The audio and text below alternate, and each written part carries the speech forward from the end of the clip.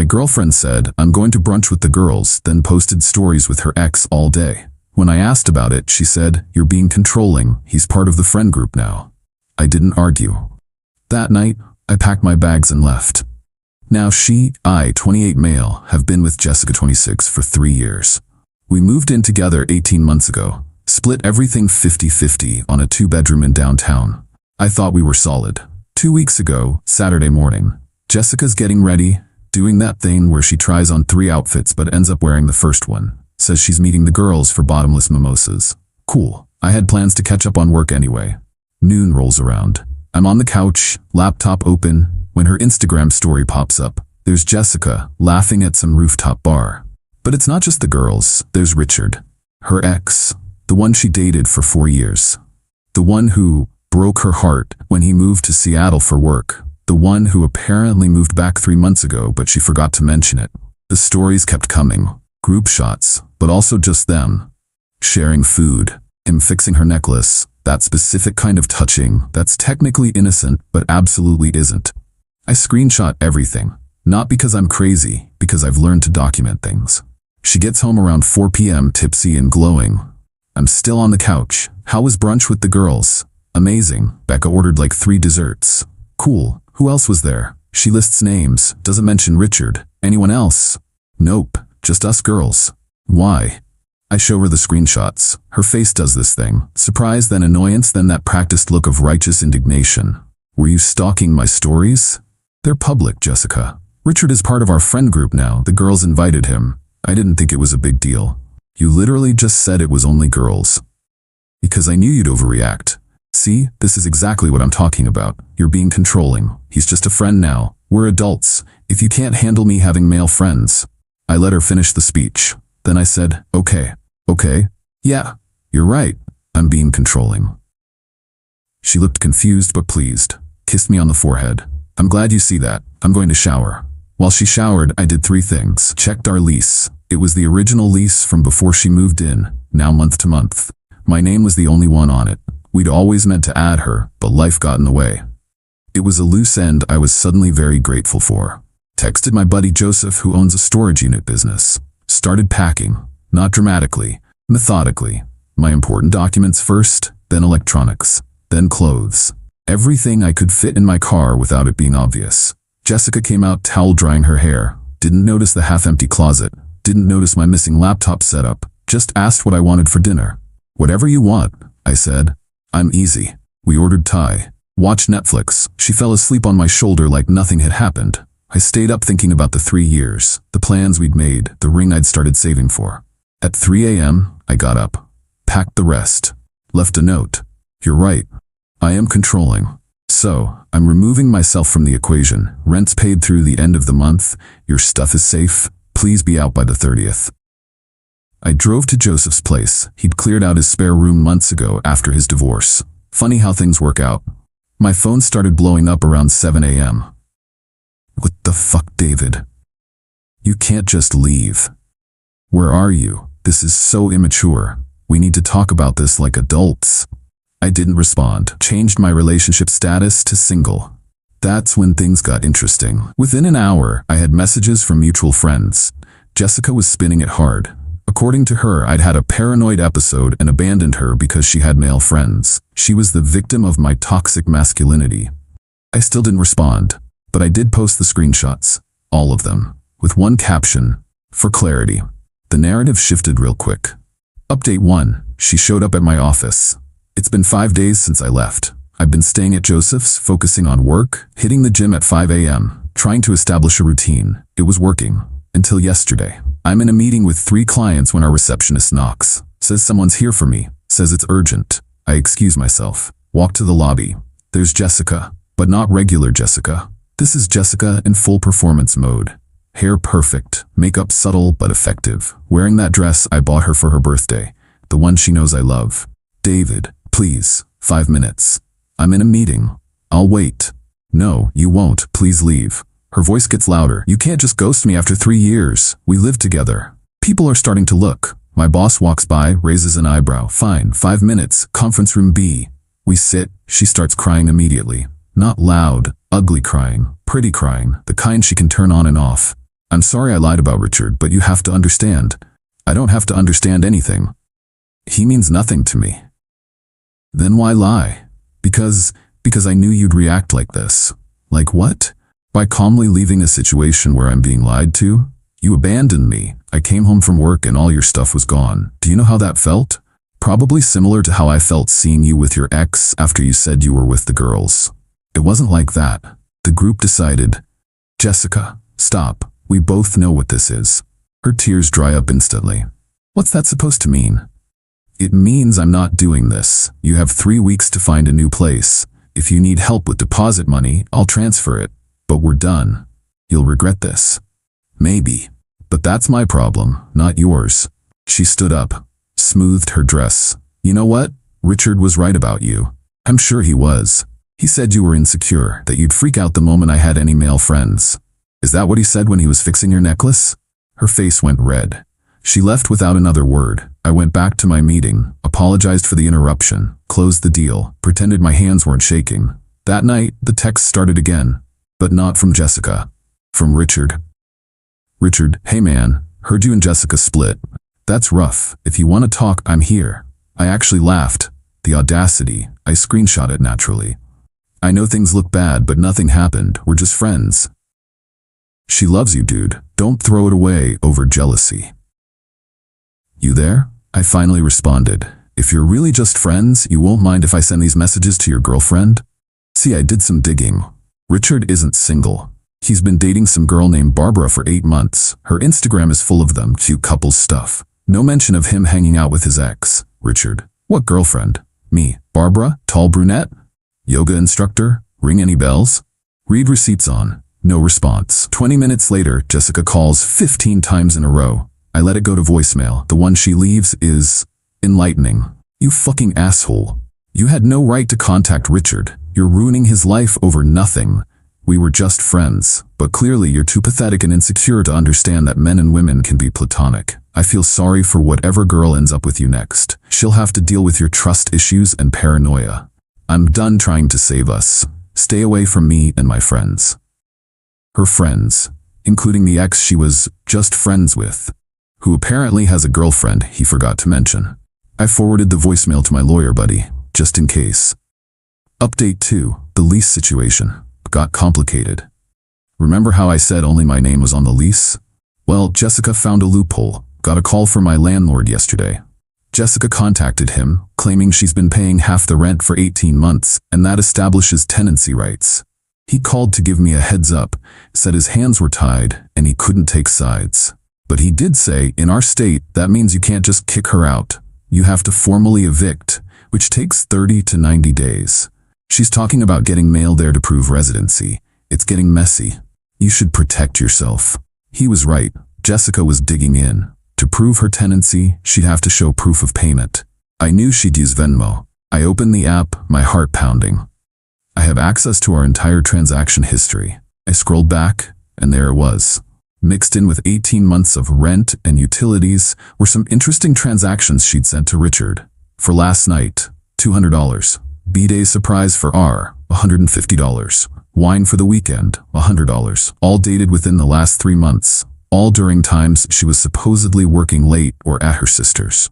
I did what I do best. I documented. I compiled everything into a neat little spreadsheet. Dates, times, claimed locations versus actual locations, money spent, lies told. Then I waited. This morning, Jessica's mom called. We always got along well. She's good people. Taught elementary school for 30 years. Doesn't bullshit. David, I'm not calling to take sides, but I need to know, is Jessica safe? Of course she's safe. Why wouldn't she be safe? She's been telling people you're stalking her. That you hacked her accounts. That she's scared. I see. I don't believe her for what it's worth. In 30 years of teaching, you learn to spot liars. Even when they're your own kid. I appreciate that, Susan. Can I ask what really happened? I told her. Not dramatically. Just facts. She was quiet for a long time. That explains Richard suddenly being around again. Yeah. David? Yeah? I'm sorry. I raised her better than this.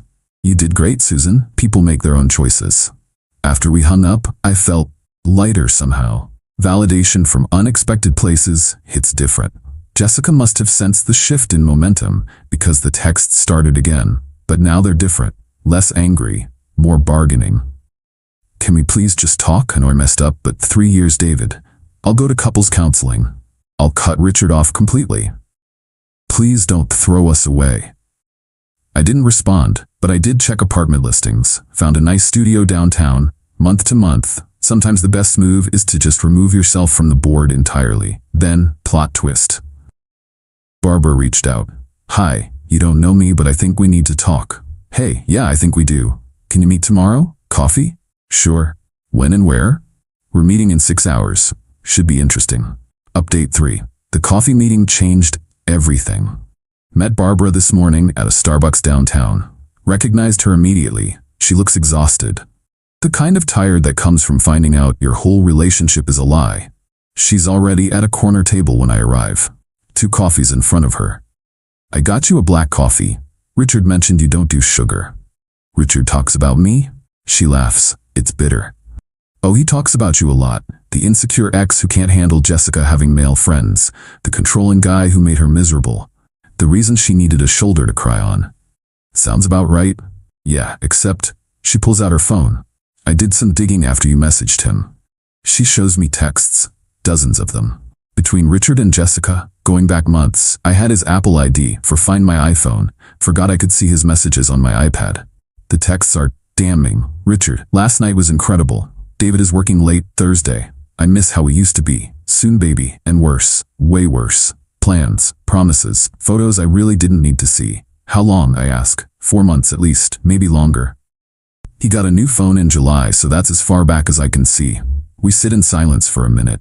2 strangers bonded by shitty partners. What are you gonna do? I ask. Already done. Kicked him out last night, changed the locks, his shit's in storage. The code is his mom's birthday. He'll figure it out. Clean. What about you? Working on getting her out. It's complicated. She nods, then slides a flash drive across the table. Everything's on there. Screenshots of the texts, the dates, the times. My lawyer said it's all solid if you need it. Why? Because fuck them, but also, she looks tired again. Richard has been telling everyone you're some psycho ex who's stalking them. Jessica's backing him up. They're building a narrative. You need ammunition. Thanks, really. Don't thank me yet, there's more.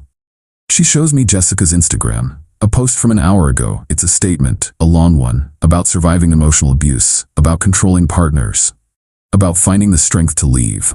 The comments are flooded with support. Hundreds of them. But here's the kicker. She hasn't left. She's still in my apartment, playing victim while squatting in my space. She's trying to get ahead of the story, Barbara says. Richard taught her that. Control the narrative first. Truth doesn't matter. Jesus, yeah.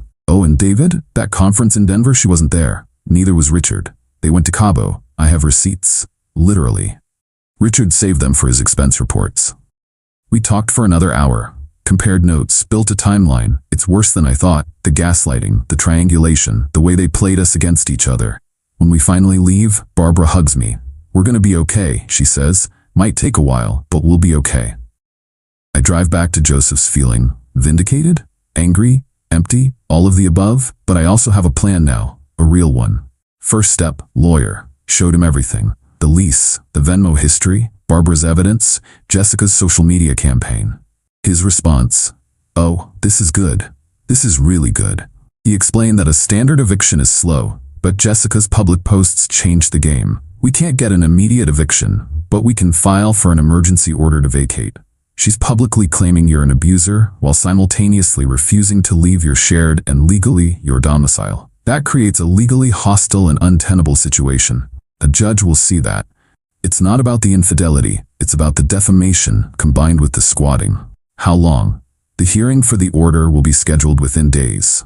With this, we have a strong case, and David, start documenting everything. Every interaction, every post, every witness. She's escalating. People who lie this easily don't stop. He was right. By the time I got back to Joseph's, Jessica had posted again. This time, a photo of her at her apartment, my apartment, a selfie, talking about reclaiming her space and not being driven from her home by an abuser. The comments are getting wilder, people offering to come protect her. Others sharing their own survival stories. Then I noticed something. A small detail, but everything is in the details. In the background of her selfie, on the counter. A bottle of expensive whiskey, Richard's brand, and 2 glasses. A sloppy, arrogant mistake. She's not just staying there, she's entertaining. I text my lawyer the screenshot. His response is immediate. Document that. Timestamp it. That's Exhibit A for why the emergency order is necessary. She's not scared, she's celebrating. So here I am. It's 2 a.m. I'm in Joseph's spare room typing this out because I can't sleep, and I need to tell someone, anyone, how insane this has gotten. 3 weeks ago, I thought I was going to marry this woman. Now I'm building a legal case against her while she turns me into social media's villain of the week. But you know what the worst part is? I keep thinking about that morning, before the brunch, when she was trying on outfits, laughing about something her sister texted, kissing me goodbye like it was any other Saturday. How do you fake that? How do you look someone in the eye, someone you've shared a bed with for 3 years, and just lie? Not even feel bad about it? I don't know. Maybe I'll never know. What I do know is this. In 12 hours, my lawyer files for the emergency hearing. Her little social media campaign is about to meet a court clerk, and every single person who's been commenting support on her posts is about to get a very different story. Because I'm done being quiet. Done taking the high road. Done pretending this is just a normal breakup. She wants to play victim? Fine, but victims don't usually have 4 months of affair evidence stacked against them. Final update tomorrow after the hearing. If my lawyer's right, this is about to get very interesting. Final update, it's over, mostly. The hearing was this morning.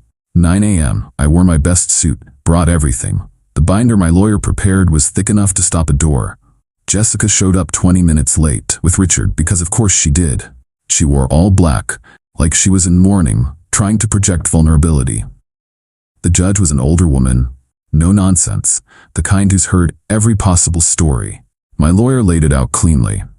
This wasn't a standard eviction hearing. This was a petition for an emergency order to grant the sole leaseholder exclusive possession of his home due to the occupant's creation of a hostile and defamatory environment. He presented the lease with only my name.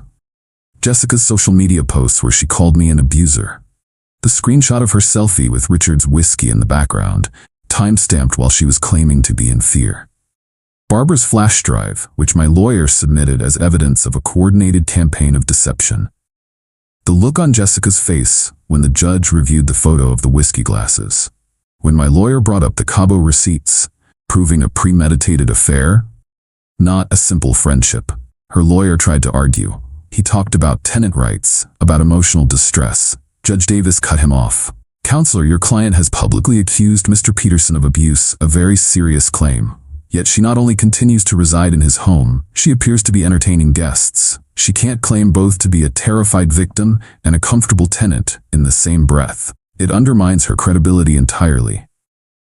Jessica's lawyer asked for a recess. They huddled in the corner. Jessica kept shooting looks at me, not angry anymore, panicked. When they came back, her lawyer stated they would agree to vacate the premises within 48 hours if I would drop any future defamation claims.